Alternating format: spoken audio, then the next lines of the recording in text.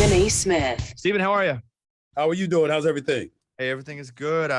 Now you're not only the king of sports, but you're a voice in a cartoon. How does this happen?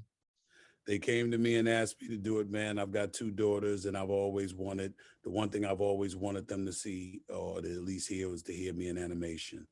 Because obviously growing up, they were watching a lot of animation and stuff like that. So it was really, really good just to do that. And I was happy to do it and stuff like that. I'm looking forward to watching it with them probably today. Tomorrow, actually. Yeah, today. Yeah. You play yourself in Rumble. What direction, though, do they give you as somebody who talks for a living and you're playing yourself? Like, what are they telling you? And my character's name is Mark Remy. I'm not playing myself, but you might as well say I am, because it's, I'm a sports announcer and what have you. And so, I'm critiquing, monster wrestling and stuff like that, ringside and things of that nature. So it's a lot of fun. Again, it's action packed and what have you. And so I just enjoy it, man. And I've always enjoyed animation, and, that opportunity to do that was a great opportunity for me. But then to do something that I'm very, very familiar with did make it a lot easier. But that doesn't mean it was totally easy, because you're doing voiceover. It doesn't have the visual attached to it. And you're in a room alone recording these lines and stuff like that. So your presentation, the animated and demonstrative way in which you might deliver things, acting as if you're at ringside and feeling the moment, I had to sort of conjure up all those experiences that were very, very familiar with me to make sure I projected properly. So it ended up working out well.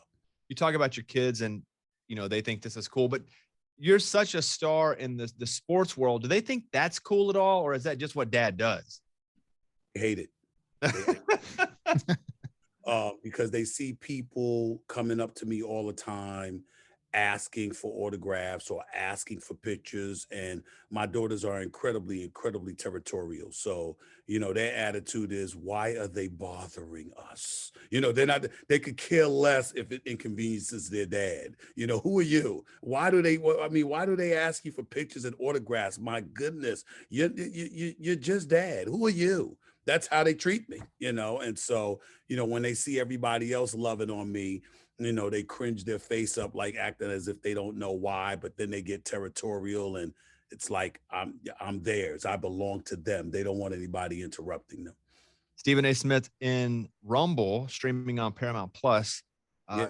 Do you have 24-hour security with you when you're out, because you have so many opinions and you're worried that someone may take one of those opinions the wrong way? I don't have 24-hour security. I have security with me a lot when I'm going to be at events, because it's massive crowds at particular events that I go to. So I always have security with me when I'm there. But I don't want to say that it's the smartest thing in the world or whatever, but I don't live my life being fearful of a lot of things. There are times where I'm not with security or what have you. There are times where ESPN or they've assigned security to me, and I'll tell them to lay back, follow me, but don't be right next to me. Don't be having me walking around like, I've got bodyguards with me 24/7, because I just don't like that kind of feel and that kind of look. And to be quite honest with you, I'm from the streets. I'm from the streets of New York City. I'm incredibly streetwise. I have a sense and an eye for trouble. I sort of have that third eye, when it's going on and stuff like that. That doesn't mean anybody can't get had. If somebody really, really wants to harm you really, really bad, they can get you no matter what. And we all understand that. But I'm a guy that, I don't feel like I do things that conjures that up. Not to say that it still wouldn't provoke people just based on the things that I say. But I address what people do, not who they are. I try not to engage in character assassination. And I don't live my life in a lot of fear. And if trouble comes my way, I'm usually ready for it, but I think that doesn't happen. Over the years, have you lost friendships with athletes due to your criticisms about their games? Yeah. I'm not going to mention any names, but about 2 or 3 guys, sure. And that's the way it goes. And to be quite honest with you, I usually don't consider them friends until they retire. When they're playing, I have a job to do, and I make it very, very clear. And in cultivating a relationship, I'm not trying to establish a friendship. What I'm trying to establish is a healthy relationship that says, listen, when it comes to your personal life, stay out of the police blotters, and it's your story to tell. If you're in the police blotters, it's my story to tell. When you're on the court or field of play, that's my story to tell because I'm looking at it and I'm seeing it for myself. And I know what the fans and everybody else, and my obligation is to my viewing audience, my listening audience, people that read something that I write, et cetera, over the years. My obligation is not to be friendly with you. I'm not going to be disrespectful. I'm not going to engage in personal attacks. And I'm certainly not going to tell your personal business.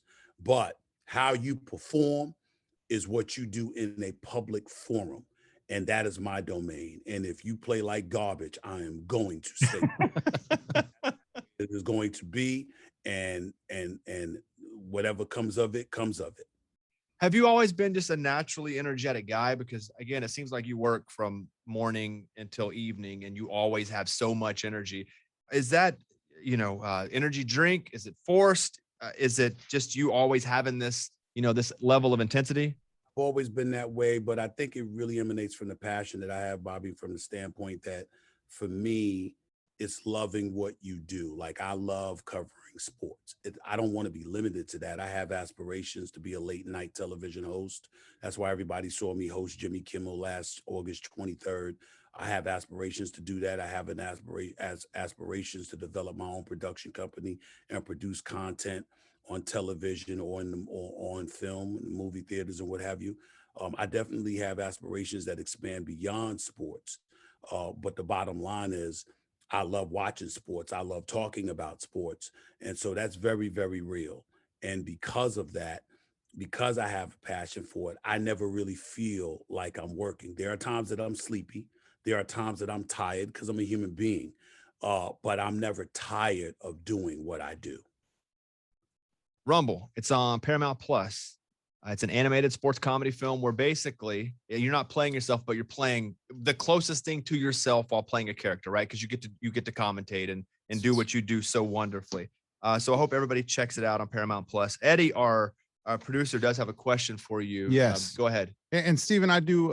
I respect your opinion. Oh, he's got something to say. Why are you wearing that Cowboys hat, man? That's my question. So, Steven, let me ask you. I respect your opinions and your takes. So I'm going to ask you this at the risk of being hurt, but please tell me, do you think the Cowboys will win the Super Bowl this year? Hell no. I will say this in all seriousness, Eddie, I gotta confess, they are legit.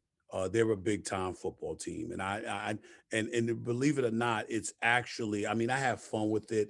Like, I get around Cowboy fans, particularly when I go to Dallas and stuff like that. And they know they ride me big time and stuff like that, but they know it's all fun. It's like a love-hate relationship, but it's based all in fun. Growing up in New York, seeing the star in the helmet, loving the Dallas Cowboy cheerleaders, but hating the fact that everybody raved about the Cowboys. I rooted for them to lose because I couldn't stand Cowboy fans. Like I happen to love Troy Aikman and Emmitt Smith and Michael Irvin, of course, and primetime Deion Sanders. I remember, Moose Johnson, Daryl Johnson, all of these other guys. I remember the Ed Too Tall Jones, the Roger Starbucks, Danny Whites of the world, Drew Pearsons. The list goes on and on and on. And just growing up, I've never hated the Cowboys until I started to despise their fans. I think that their fans, Cowboy fans, are the most disgusting, nauseating fan base in the history. I really do. And the reason I say that is because y'all could go 1-15, you can lose, and your season can end on January 5th at 7 p.m. And by 7:15, y'all like, we're gonna win the Super Bowl next year, right? And so that's all I mean by that. It's like, but Cowboy fans know it's all fun. I just have fun with them in the whole bit. And I'm going to ride until the cows come home when it comes to them losing. But when they win, I know they're going to get at me. Do you know when I covered the Rams and the Cowboys in the playoffs, when the Rams beat them, they put me up on the big Jumbotron, the big screen at the stadium. When I was there, I was a suite away. I was a suite next door to LeBron James, and they put me up instead of him. And they put me up on the, and this is when they were at the LA Coliseum instead of SoFi. This is like 2-3 years ago. And I'm talking about those fans booed the living hell out of me. They saw me, they were going crazy, boo. And I loved every moment of it. I couldn't have been more pleased. I was so pleased that when the Cowboys lost that game, I knew everybody would be downtown at the JW Marriott. Do you know what I did? I went there and got a seat at the restaurant, the open restaurant in the lobby of the JW Marriott. And when Cowboy fans came walking in, I walked up and greeted and offered to take pictures with everybody that came in. I've never seen Cowboy fans run from me in my life. They all ran. Nobody wanted to talk to me. Nobody wanted to take pictures. And I was like, come on, guys, you don't want to take a picture with me? Come on, fellas, let's take a picture. Because I was torturing every one of them that walked through that door. And I loved every moment of it. It really made me happy. Stephen A. Smith in Rumble on Paramount. And in a world where monster wrestling is a global sport and monsters are superstar athletes, teenage Winnie seeks to follow in her father's footsteps by coaching a lovable underdog monster into a champion. And Stephen A. Smith, we appreciate you. I don't know to call you Stephen or Stephen A. or Stephen Smith, but regardless. Fine. Stephen A.'s fine. And thank you for having me. Really appreciate it, man. Yeah, appreciate talking to you. Good luck. And I hope the movie does wonderfully. And maybe we'll talk to you soon. Absolutely. Anytime, guys. Take care. This is a Bobby Bones Show.